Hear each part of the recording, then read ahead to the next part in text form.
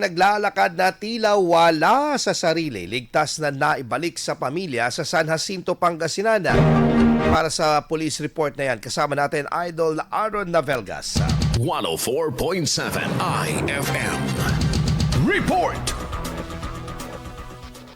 Ang natulungan ng mga pulis sa San Jacinto, Pangasinan matapos itong mamataang palakad-lakad na tila wala sa kanyang sarili at huling nakitang pumasok sa simbahan. Agad na rumisponde ang mga tauhan ng Women and Children Protection Desk upang beripikahin ng ulat at saklolohan ang naturang babae. Ayon sa babae, bigla siyang nakaramdam ng pagkalito at medyo nahimasmasan lamang nang makarating sa simbahan. Agad siyang tinulungan ng mga pulis at nakontak ang kanyang mga kaanak na siyang sumundo at ligtas na nag-uwi sa kanya sa Barangay Labnes, San Jacinto. Kasama mo sa IFM News Dagupan, Idol Aaron Navelgas, Tatak IFM.